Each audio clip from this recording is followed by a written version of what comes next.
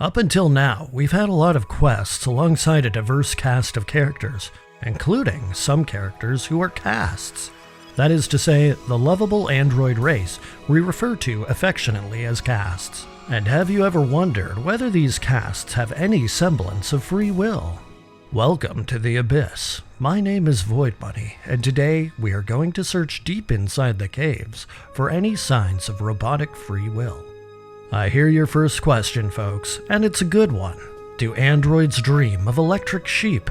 There might just be an answer to that, but in order to find that answer, you must first read the very book that Blade Runner was based off of. If you're still here, looking for answers to that question, well, you're not going to find them. But what you will find is a neat little quest that takes us into the caves. But before we get there, we must begin our quest as we begin all quests, in the Pioneer 2 lobby. Head over to talk to the flight attendant looking lady at the Hunters Guild, and scroll down to Side Story. From there, we'll scroll down again to the quest titled Secret Delivery. The quest description will read, "Deliver a top secret package underground." Sounds classified. Next, select the quest for the expanded description. Oh, and look at this. The quest client is Simons. That's a wholly new name to us, and he's gonna give us a whopping 3,000 meseta. This better be worth it. The expanded description will read, "I want this package to be dropped off on Ragol, underground, immediately."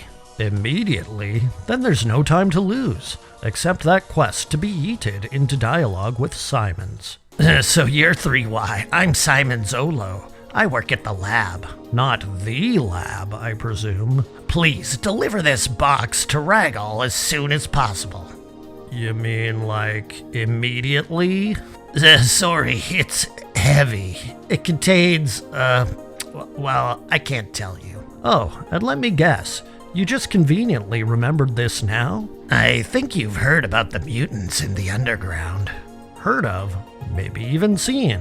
The fact is, I don't even really know how to tell what is and isn't a mutant on this planet. This box will be used to study those animals. Got it? Anyway, we have no time to waste. Finish this job as soon as you can. What should I do if Dr. Montague discovers what I've done?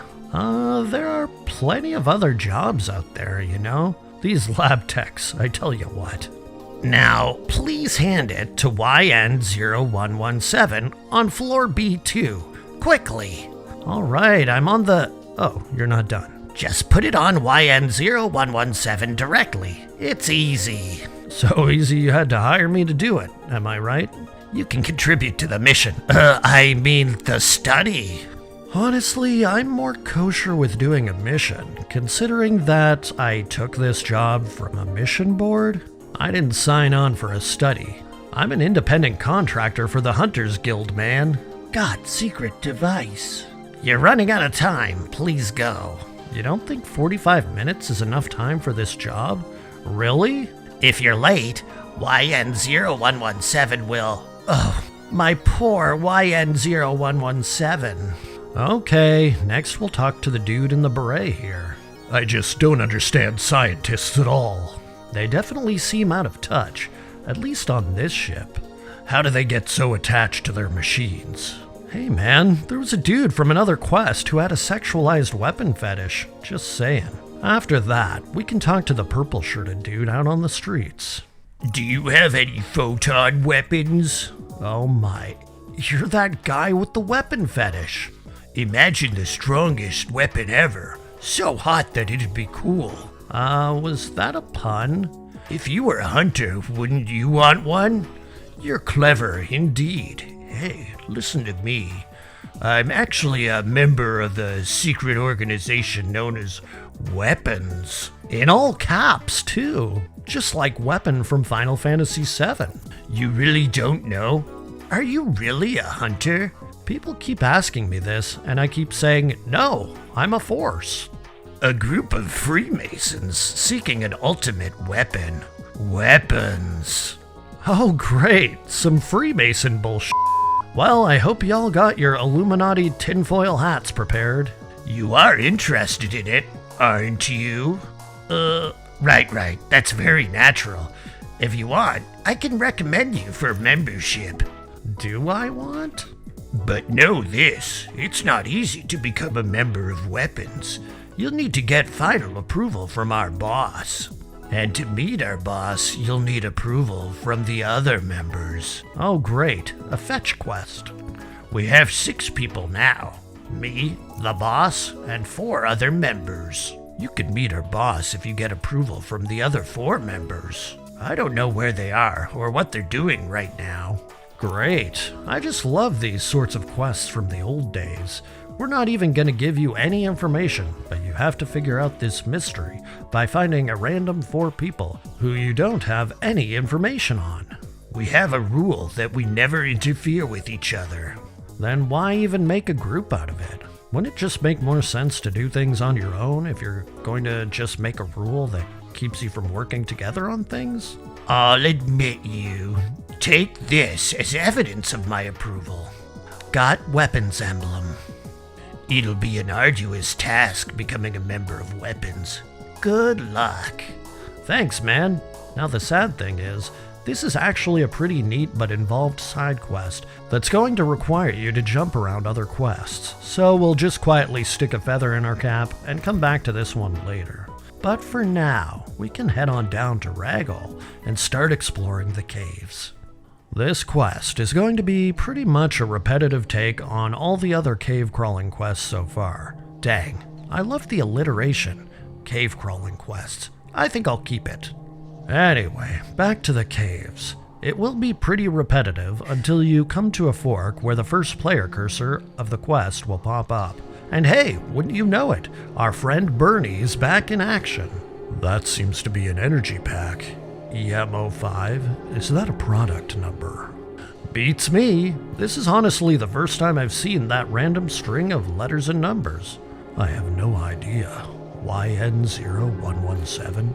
I've never heard of it before. Honestly, I don't expect you to remember these things if you even heard them out of context to begin with. It's just a random string of numbers and letters.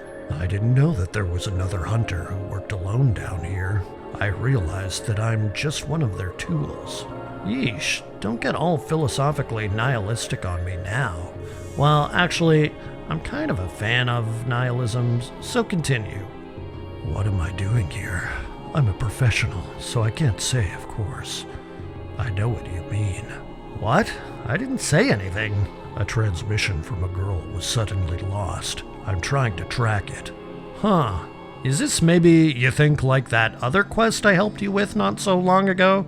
You know, the one with the transmission from a girl that was suddenly lost, and in investigating, brought us to the central dome in the forest. After continuing down the path for a bit and heading south, we'll find a dark room with a cast held up in some sort of electrical barrier. Wait, mode, input, command. Let's select YN0117. Transmission from YN0117 is not available right now. Biostructure analysis is not available right now.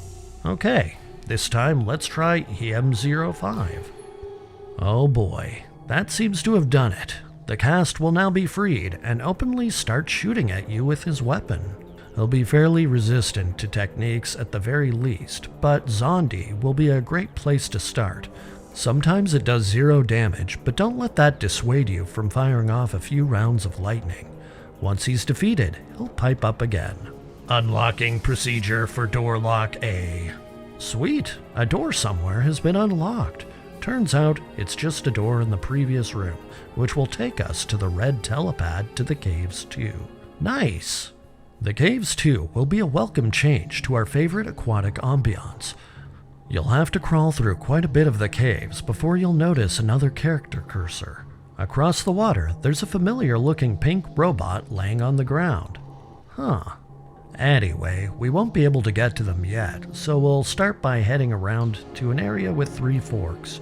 You'll find 3 more of these casts trapped behind electrical barriers who will go hostile when you say EM05 to them. Figures. However, with each one you defeat, another sealed door will unlock. The last one will unlock the door to the fallen over android. Sleep mode. Input command. Input YN0117. And would you look at that, it's Eleanor Canuel. Yes, Master.